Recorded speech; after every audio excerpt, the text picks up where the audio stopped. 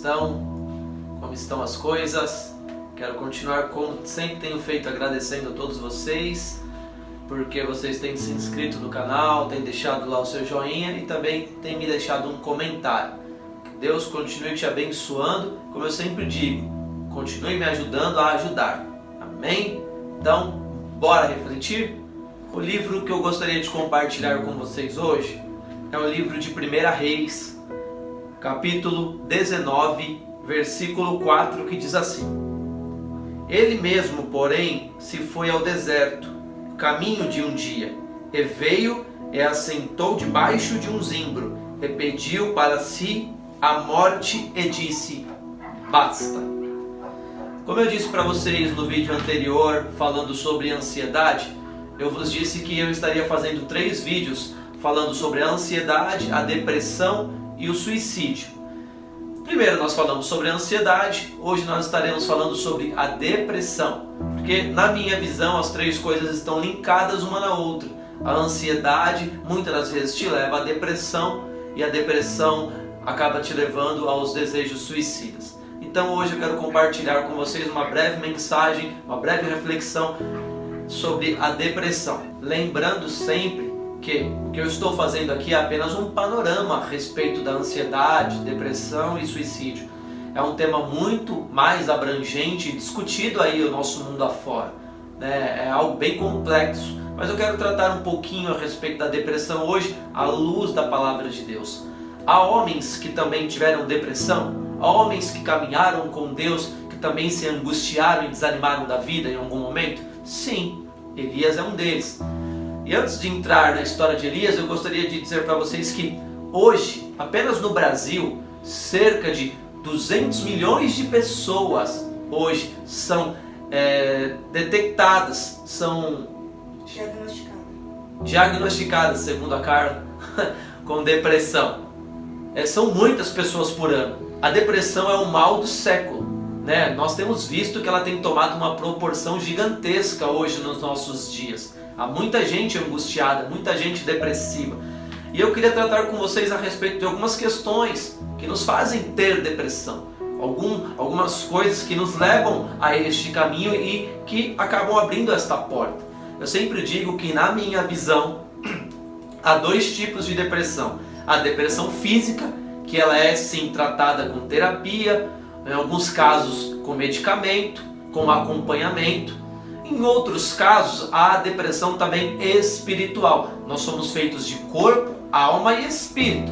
Todas essas questões, elas precisam andar alinhadas. Se elas não estiverem alinhadas, sempre vai nos faltar algo.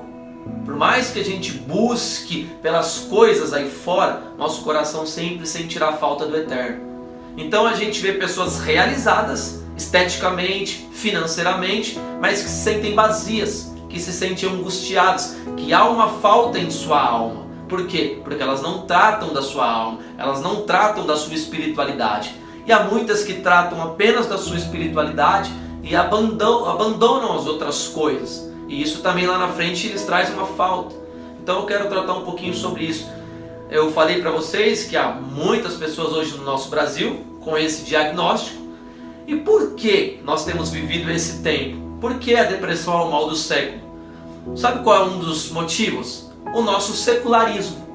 Hoje nós temos visto aí o secularismo tomando conta, né? As pessoas correndo muito atrás da vida, angustiadas pelo dia de amanhã, pelo que ainda nem aconteceu. E por estarem angustiadas pelo que ainda não aconteceu, elas acabam abrindo a porta para que a ansiedade venha, como eu falei no outro vídeo, e logo após a ansiedade vem a depressão. Eu disse para vocês que a ansiedade, ela vem por coisas que ainda hão de acontecer. A depressão, ela bate em nossa porta por coisas que não acontecem. E isso nos faz se sentir frustrados. Muita gente hoje na correria da vida, por causa desse secularismo, né, do ter ao invés do ser, as pessoas acabam se tornando pessoas angustiadas. Acabam se sentindo vazias, sozinhas, porque correm atrás de algo que parece que nunca vem, de realizações que nunca acontecem. Então a gente tem visto isso tomando conta do coração das pessoas aí fora. O secularismo tem sido um mal também na vida da sociedade. As pessoas correm atrás da vida, correm atrás do que elas querem ter, mas se esquecem de quem elas têm que ser.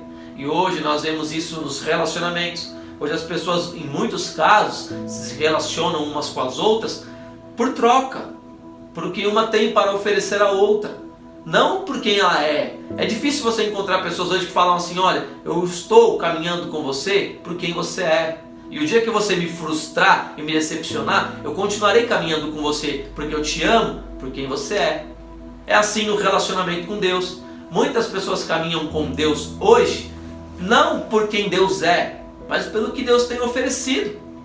As pessoas querem caminhar com Deus, não dizendo assim: Deus, ainda que a figueira não floresça, ainda que não haja fruto na vide, ainda que a minha vida deixe de sorrir e nada mais aconteça, eu continuarei caminhando com o Senhor. Não é mais assim. As pessoas dizem: Senhor, eu preciso de um milagre, eu preciso de uma porta aberta, eu preciso que as coisas venham a acontecer ou voltar a acontecer. E quando isso não acontece, elas se angustiam. Elas entram num quarto, se sentem sozinhas, acham que o próprio Deus não se importa com o que elas estão passando ou vivendo. Eu quero compartilhar hoje com vocês, eu entro hoje na história de Elias, que ele foi um homem que caminhou com Deus. Ele viveu coisas extraordinárias com Deus. Foi um homem que viu a terra se abrir, o fogo do céu descer. Ele viu coisas que muitos olhos não viram, que os meus olhos não viram, os seus olhos não viram. Ele viu coisas extraordinárias. Só que num determinado momento da vida dele, a fé que ele teve em um dia não serviu para o outro dia. Esse é um aprendizado para mim e para você. Muitas das vezes a fé que nós temos hoje não nos serve para amanhã. Eu vejo muitas pessoas cheias de fé hoje, mas no outro dia parece que aquela fé foi embora. Elas já estão definhando em meio aos problemas, com medo do amanhã, e aquela mesma fé parece que se foi com o tempo. Elias era um homem cheio de fé num determinado momento da caminhada. Mas em um outro dado momento, ele ouve uma palavra de uma mulher que o ameaça de morte, de uma mulher que diz pedir a cabeça dele, e ele logo se angustia, ele fica com medo do amanhã, do que está por vir, e a palavra de Deus nos diz que ele entra em uma caverna. Ele, nesse determinado momento, ele está debaixo de uma árvore, angustiado, e ele pede pela morte. Ele fala: Deus, basta, estou cansado. Ele pede a morte. A depressão, muitas das vezes, ela nos causa isso. Ela nos faz nos sentir cansados da vida, oprimidos pelas situações, e a gente acaba perdendo o desejo de continuar. Elias perdeu o desejo, mesmo em meio a tudo que ele viveu, em tantas maravilhas e milagres, ele pediu a morte. Ele falou: estou cansado. E eu estou falando hoje para muita gente que está cansado, para muita gente que está angustiada, que está abatida, que diz assim: eu não aguento mais, eu prefiro a morte do que continuar aqui. Elias, ele se sentiu sozinho num determinado momento da vida dele. E olha que Deus sempre foi se revelando a Elias através de sinais, de maravilhas. Mas quando a depressão bateu em sua porta, ele se sentiu sozinho. E uma pessoa que se sente assim, mesmo em meio a uma multidão, ela se sente só. Mas o lindo dessa história é que Elias não estava só. Deus o estava vendo. Mas quem está com depressão ou com sintomas de depressão se sente dessa forma, angustiado, abatido, com desejos de morte, dizendo: Deus, eu não aguento mais, e se encontra no estágio onde ela acaba muitas das vezes desistindo. Elias se sentiu então sozinho, cansado e pensou na morte. Pode ser que você hoje que está me assistindo se sinta assim. Está ou depressivo ou com sintomas de depressão. Mas saiba que você não está só. Deus, ele cuidou de uma forma sobrenatural de Elias. Como eu disse no começo do vídeo, há dois tipos de situações. Você pode ir procurar ajuda médica, pode ser tratado, e eu creio que Deus vai usar o terapeuta como uma ferramenta para te ajudar.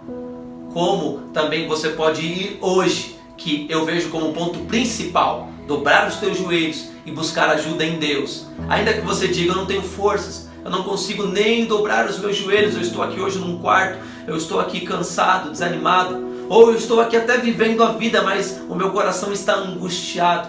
Hoje você pode buscar ajuda em Deus e saber que Ele está cuidando de você. Elias, mesmo em meio ao momento mais difícil, quando ele entrou em estado um estado depressivo, um estado de angústia, quando Elias estava passando por um momento mais difícil da vida dele, ele sentiu Deus ali cuidando dele. Ele teve uma crise existencial. Ele passou por uma crise quando ele ouviu palavras que iam contra aquilo que ele esperava. Mas Deus veio até ele, colocou a cabeça de Elias em seu peito, o alimentou, cuidou dele, mostrou para ele que haviam muitos que ainda não haviam se rendido e disse a ele: continua, porque a tua jornada é longa. Meu querido, minha querida, continue. A sua jornada com os seus familiares ainda é longa. Há pessoas que te amam e que querem você próximos delas. Há muita gente que precisa hoje de uma palavra, de alguém que as influencie a continuar. Que o seu testemunho de vida, as suas lutas, as suas dores serão amanhã uma ferramenta, um instrumento para curar muitas pessoas. Como diz aquela música: eu quero ser curado para curar também. Então hoje, seja curado, seja curada, sejam fortalecidos, recebam a paz e continuem, porque Deus ainda tem coisas lindas a fazer e Ele tem um novo tempo para trazer sobre a tua vida e sobre a tua história. Então fica aqui o meu forte abraço, que Deus te abençoe e fiquem na paz.